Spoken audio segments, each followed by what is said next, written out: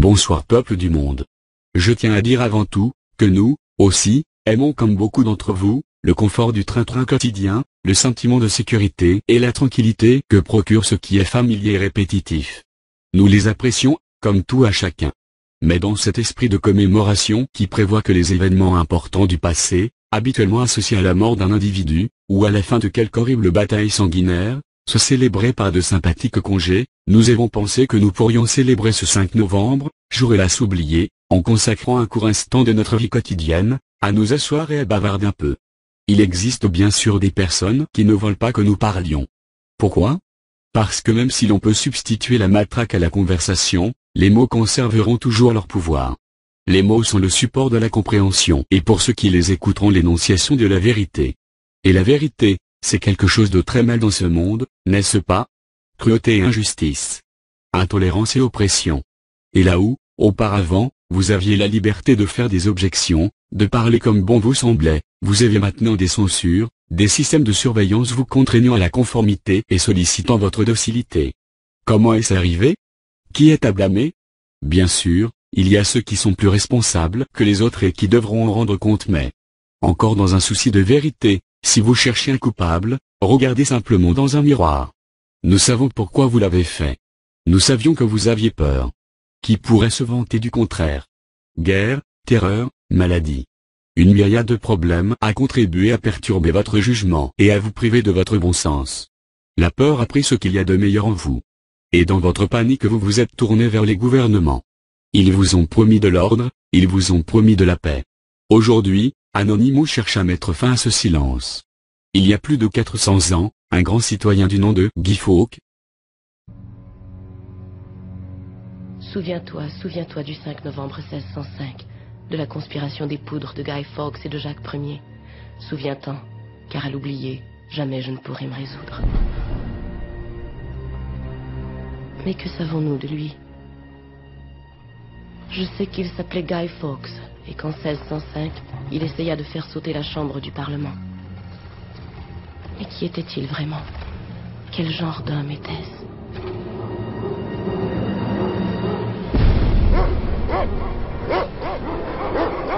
Nous devons nous souvenir des idéaux et non de l'homme.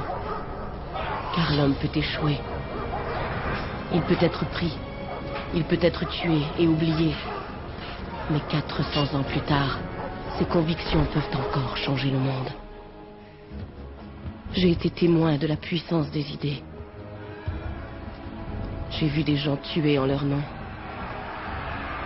et mourir en les défendant. Mais vous ne pouvez embrasser une idée. Vous ne pouvez la toucher ni l'étreindre.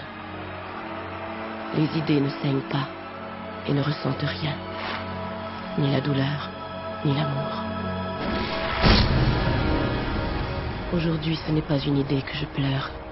C'est un homme. Un homme qui me rappelle le 5 novembre 1605. Un homme que je n'oublierai jamais.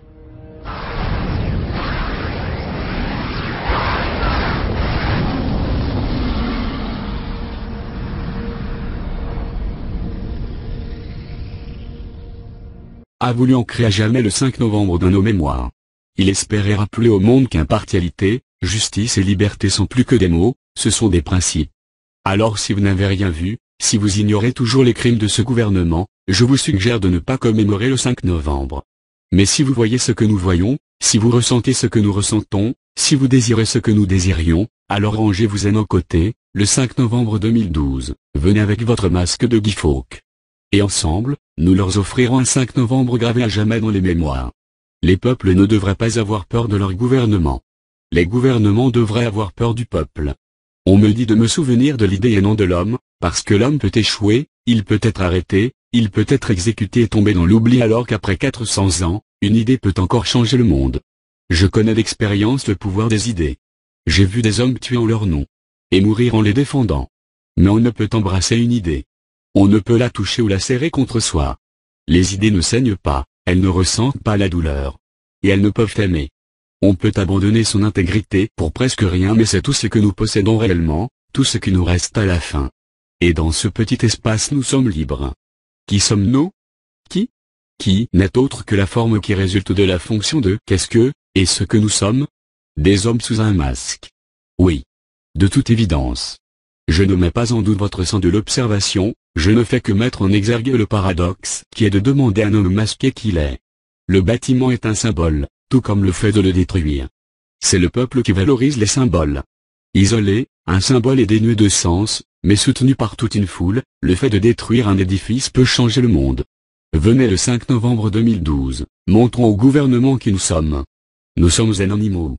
Nous sommes légion. Nous ne pardonnons pas. Nous n'oublions pas. Redoutez-nous.